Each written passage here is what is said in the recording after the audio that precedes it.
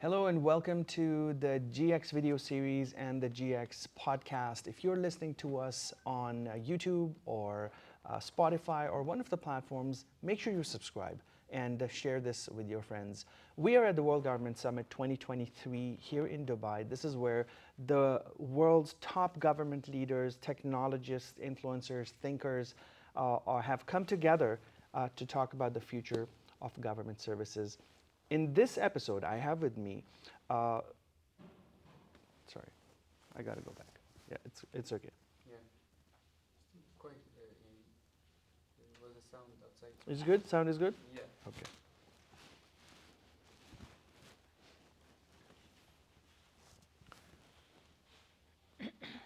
In this episode, I have with me Barbara Ciara Ubaldi. She's with OECD, and OECD does incredible work across the world. It kind of sits between governments, the private sector, and welcome to the show, first of all. Thank you very much. Very happy to be here. Yeah, so it's a pleasure having you, first of all, at the World Government Summit. Important place for OECD to be and for us to have a conversation. You're also part of the GX forum that is happening tomorrow. And it's the largest forum that we've had in GX, or the Government Experience Sub-Summit that happens within the World Government Summit. What are some of the things that you've been seeing so far based on your visit?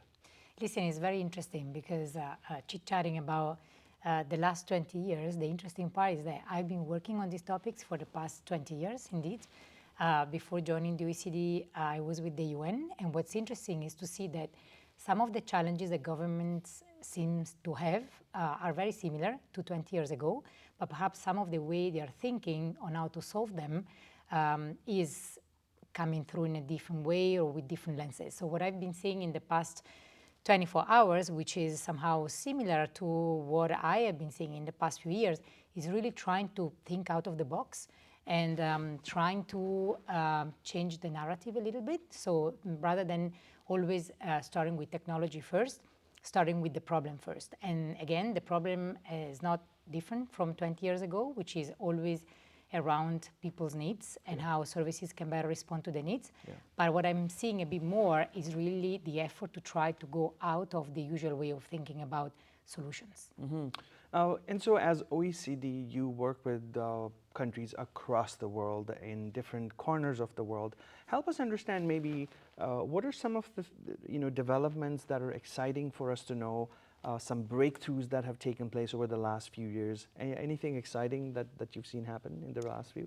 So first of all, I think I'm finally excited to see that in some countries, the idea of connecting design with delivery of public services is coming as a priority. Mm-hmm. So for many years, governments have been complaining because they were putting services online and then they were investing money and then people were not using those services. So they were very disappointed because the return on investment was not what they were expecting. And then they realized that the problem was that they were not thinking about the design when they were considering how to improve the delivery of the services. Mm. So approaches like user-centered service design, the rethinking of service end-to-end, the going beyond a little bit this life event approach that was the way to think about services 20 years ago, is one of the main trends that we see that I think is very interesting. Yeah.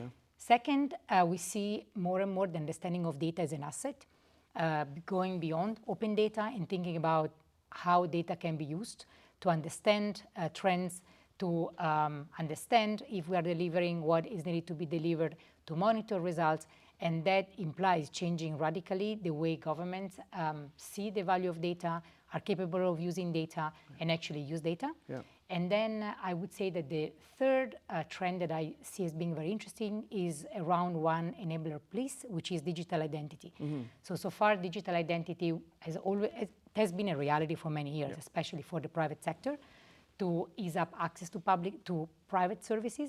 Now the fact that the understanding of digital identity as a solution that enables governments to better manage identity as a service, and therefore they need to rethink partnership with the private sector when the solution is provided by the public sector, is a third trend that I see happening in countries. What you mentioned just got me to think that there's the way of having that technology and then finding the solution versus finding a problem and then trying to find different ways of solving it, right? And technology could be one of them.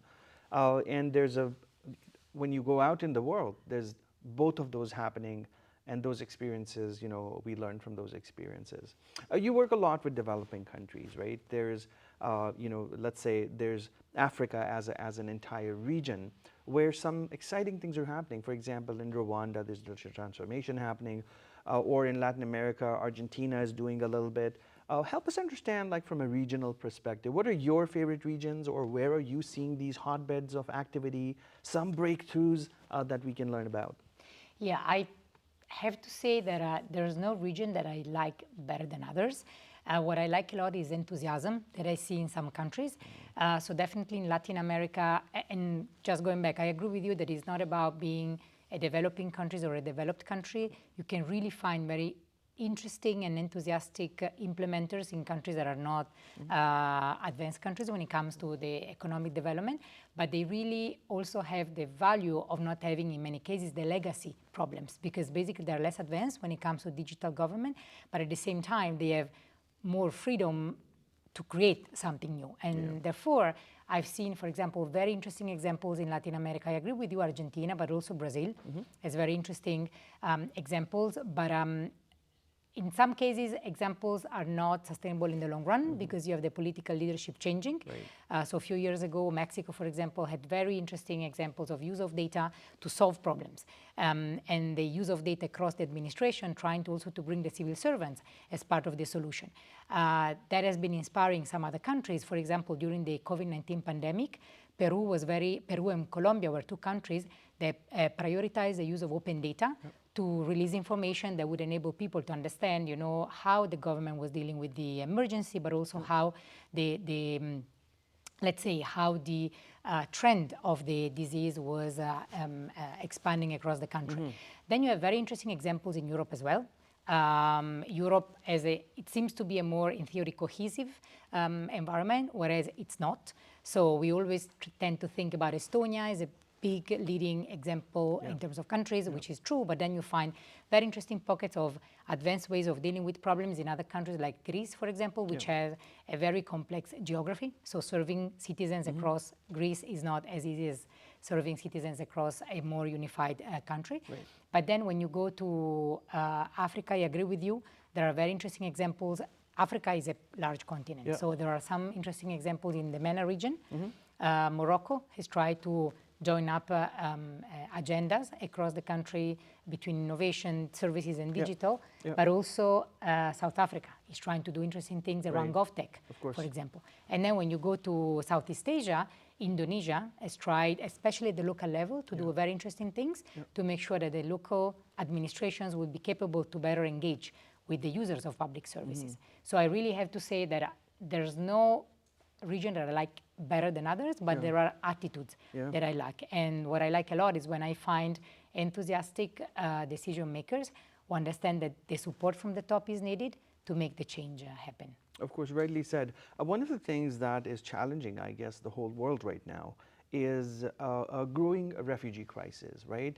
Wherever, like you've got Syria, you've got the Middle East, generally speaking, but now you have European refugee crises as well with Ukraine and so on. And there's other areas in the world where it has constantly been a challenge because of war, because of unstable political situations. And what I want to maybe ask is about how do we help refugees to be served digitally? And we saw some years ago in Estonia, there was a company I remember, and they created a blockchain-based digital identity for refugees who had no papers, right? Amazing and great initiative, and that was their identity. They could buy things with that. They could get services with that. Help us understand where is the light of us as a global community of technology leaders, governments, and so on to somehow help? Yeah, we all talk so much about people-centered change, transformation, digital government, and I really think that the answer lies in these two words. Refugees are people that we are serving, and when we talk about people, we even go beyond the idea of citizen, and a person, like I said earlier, has the right to be identified. So if we think about, for instance, digital identity is being seen also as a big enabler to help serve a person even if this person is a refugee, because at the end of the day, there's the need from any authority to identify who the person is, and there's a need for the person to be identified and to be served somehow. So I think the digital identity is becoming one of the concrete ways to be able to serve refugees who are people at the end. So to me, that's the best way to think of these persons we are serving, but at the end of the day are people beyond their nationality, beyond their citizenship. Yeah. When you look at some examples, let's say, for example, India, that has a huge population, amazing and fast-growing population, and they're doing a great job with digital identity, rollout of different apps that government is using, streamlining taxation, streamlining financial accounting, a bunch of other things. And I think there's hope, right? Smaller nations and countries shouldn't be afraid that, hey, this is something impossible. If big countries like India, China, and others that are growing in the region, Saudi Arabia is a great example, and they did a really great rollout of their services during the pandemic with new apps and so on. What are the next 5 to 10 years looking like for you from where you see things? What are the immediate pressing challenges that we must come together to solve? When we think about the services, for example, it's the idea that personalization matters, meaning it's much easier for some countries that are very complex to think that serving means understanding that there are many different users of the same service that you are serving. So fun enough, it seems to be easier for large countries like India, for example, to understand this matter than for smaller countries to understand it. So we think that countries that have a much smaller population are actually more capable to better serve their citizens. That's not necessarily the case, because they tend to be less innovative when they think about what is the problem I'm trying to solve. So if you ask me, first of all, people are moving much more than before across borders. So the challenge will be to actually think about the user as somebody who moves and is not within one country, which means you need to have solutions which are interoperable and accepted and recognized by other countries. Digital identity is one example. Second, identify that there are many nuances when it comes to providing a service that need to be taken into account. You and I might both need to register a child in the same country, but you and I might be two very different users of that specific user because of personal situations. So that's going to be, I think, another very important challenge. And the third one is I work with governments. So I think of governments and their challenge, and it's breaking silos. Because many times when I work with governments, they still put on the table the same challenge they had 20 years ago. And the problem is that many of them, I would say most of them, are very bureaucratic and organized around vertical chains of command or vertical lines of production or value chains, and that's very difficult to cut across. Yeah, excellent. Any specific conversations within the World Government Summit that you're looking forward to having? Actually, the services conversation will be very interesting for me. There are many different panels that all touch upon key questions when it comes to services, either the use of AI, the GovTech, the digital identity, the user engagement, which I think it's something we talk a lot about, but it's not necessarily easy to implement. So I'm very much looking forward to the session tomorrow. Amazing. Thank you, Barbara, for joining us and for your time today at the GX platform. GX is all about government experience and how we can create better experiences worldwide. So thank you so much, and we really appreciate your time. Thank you. All right. And that's all for this episode of the GX video series or the podcast. If you're listening to it on a platform of your choice, subscribe to us and share it with your peers, friends, and colleagues. Thank you and take care.